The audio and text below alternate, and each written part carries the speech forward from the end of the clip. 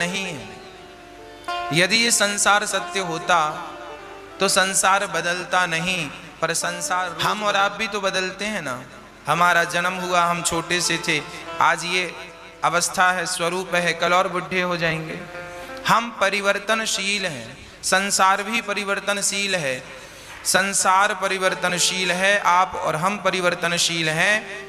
तो हम सभी को इस बात का ध्यान रखना चाहिए कि परिवर्तनशील संसार में रह करके उस अपरिवर्तनशील परमात्मा को याद, जो कभी परिवर्तित नहीं होता।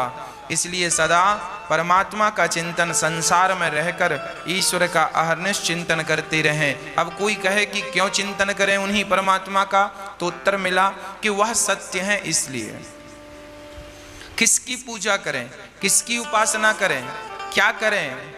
उस सत्य की पूजा की जाए जिस सत्य से हम सभी चल रहे हैं, जी रहे हैं, है ना। ईश्वर सत्य है। शंकर जी से माता पार्वती ने एक बार पूछा कि बताओ प्रभु सत्य क्या है। तो शंकर जी ने कहा, उमा कहा हूं मैं अनुभव अपना, सत हरि भजन जगत सब सपना। शंकर जी ये बात कह रहे हैं रामचरितमानस में कि हे उमा, हे पार्वती सुनो, सत्य केवल ईश्वर है, सत हरि भजन जगत सब सपना।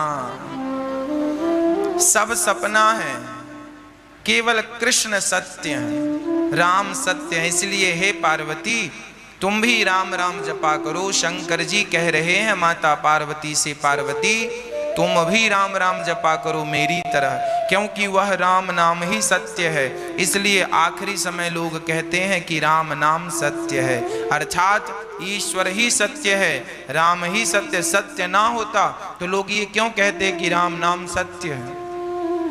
सत्य है इसलिए तो कहा जा रहा है, सत्य नहीं होता तो क्यों कहा जाता? बस प्रभु भक्तों कि उस सत्य परमात्मा में मन लग जाए, ये न केन प्रकार, किसी भी प्रकार से उस परमात्मा में मन लग जाए, चित्त लग जाए। पार्वती को समझा रहे हैं, पार्वती ये संसार सत्य नहीं है। तो फिर पार्वती ने प्रश्न किया कि भोलेनाथ यदि ये संसार सत्य नहीं है तो फिर दिख क्यों रहा है? भाई जो नहीं है वो दिखेगा कैसे? और दिख रहा है मतलब सत्य है। आप कह रहे हैं कि संसार सत्य नहीं है, अर्थात संसार असत्य है, असार है, असारः खलु संसारो, संसार सत्य नहीं है। यदि संसार सत्य ना होता तो संसार दिखाई क्यों पड़ता? तब शंकर जी ने माता पार्वती के प्रश्न पर समझाया, देवी उचित प्रश्न किया है आपने। ये संसार सत्य नहीं है पर सत्य जैसा लगता है। बोले कैसे? बोले ऐसे जैसे आप सड़क पर जब चलते हैं, आपने कभी यात्रा तो हमेशा की होगी, जब आप बस पर बैठकर, कार में बैठ के जाते हैं तो सड़क में ऐसा लगता है सामने जैसे पानी भरा हो। जब धूप पड़ती है दिन में सड़क में, तो आप जब गाड़ी ड्राइव करते हैं और आगे की सीट में बैठते हैं तो अक्सर ये भ्रांति होती है, ऐसा लगता है सड़क में पानी भरा है। अच्छा, जब आप वहां पहुंचते हैं, देखते हैं तो वहां पानी होता नहीं है, पर दूर से बिल्कुल ऐसा लगता है जैसे कि पानी भरा है, बिल्कुल पानी जैसा, हूबहू पानी की भ्रांति होती है। पानी है नहीं पर हम सभी को लगता है पानी है। उसी प्रकार जैसे पानी है नहीं पर लगता पानी जैसे है, उसी प्रकार ये संसार संसार है नहीं पर लगता संसार जैसे है। जैसे वो पानी की भ्रांति बिल्कुल असत्य है, उसी प्रकार पानी भी तो दिख रहा था ना सड़क में, पर जाकर देखा सो नहीं था।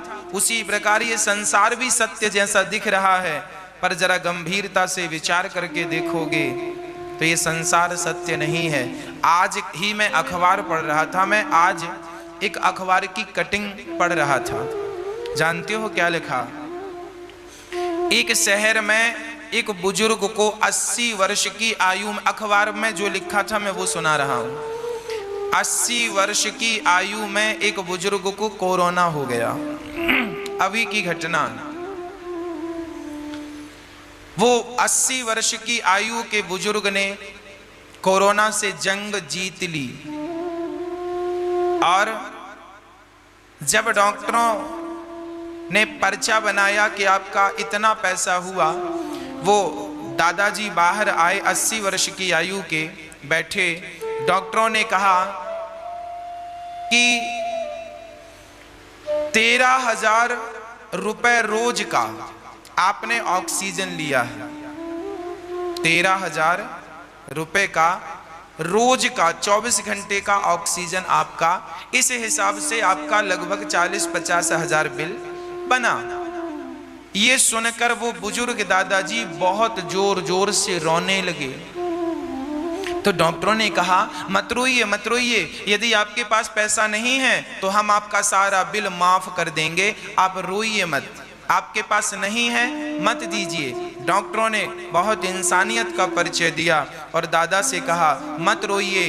तब दादा ने, बुजुर्ग व्यक्ति ने कहा भैया मैं इसलिए नहीं रो रहा हूं कि बिल इतना आया, अरे मेरे पास तो भगवान ने बहुत पैसा दिया है, मैं पूरा पैसा देने की ताकत रखता हूं, पैसे के लिए नहीं रो रहा हूं। तो फिर आप पैसे के लिए नहीं रो रहे हैं तो फिर रो क्यों रहे हैं? आप तो कोरोना से जीत गए ना, आप तो स्वस्थ हो गए ना, अब रोने की क्या बात है? तब उस व्यक्ति ने जो कहा वो सुनकर डॉक्टर रोने लगे। उस बुजुर्ग व्यक्ति ने कहा भैया मैं 80 साल का हो गया, आज मुझे पता चला कि एक दिन का चार्ज 13,000 रुपए है। आज मैंने ऑक्सीजन 13,000 रुपए दिन में लिया। सोचो जब से जन्म लिया है तब से उस परमात्मा का रोज 13,000 का ऑक्सीजन ले रहा हूं मैं, कि तुम्हारा बिल तो चुका दूंगा, उस परमात्मा का बिल कैसे चुकाऊंगा? इसलिए जीवन मिला है तो केवल उसका चिंतन कर लो, उसको याद कर लो, उसका भजन कर लो, इसी से उस परमात्मा का कुछ बिल कम हो जाएगा। नहीं तो किस किस बात का तुम बिल चुकाओगे उस परमात्मा का? ये बिल्कुल सच्ची घटना, वो दादा रोए। ये बात फिर अखबार में आई, हमने आज ही पढ़ा। किसी शहर की घटना है। प्रिय भक्तों, शायद आपको पता नहीं है, ये संसार ईश्वर ने बनाया है ना? इसलिए बनाया है कि कुछ दिन आप रहकर, भाई आप दिल्ली गए, आपकी जॉब लगी दिल्ली में, आपका कोई काम है कि 1 माह आपको काम करना है दिल्ली में, तो जब आप दिल्ली जाएंगे तो रहने के लिए वहां पर एक घर लेंगे कि नहीं? भले किराए से लें या होटल लें या कंपनी आपकी व्यवस्था करे, पर वहां आपको एक होटल लेनी पड़ेगी या किराए का घर। 1 महीना तो गुजारना है ना साहब। दिल्ली गए हैं आप, बेंगलुरु गए हैं, मुंबई, किसी भी शहर में आपको जाना है तो आप वहां घर लेंगे और लेकर के आप अपना काम करेंगे। आप वहां घर में रहने के लिए नहीं गए, काम करने गए हैं, पर काम करना है तो भी कुछ दिन घर में रहना पड़ेगा, आराम करना पड़ेगा, भोजन करना पड़ेगा, पानी पीना पड़ेगा, सब तो चाहिए। उद्देश्य क्या है? काम। गए किस लिए हैं? काम के लिए। पर जब काम के लिए गए हैं ना तो वहां पे एक होटल भी मिलेगी आपको, घर भी मिलेगा, पर ये याद रखिएगा जिस घर में आप रह रहे हैं वो घर आपका नहीं।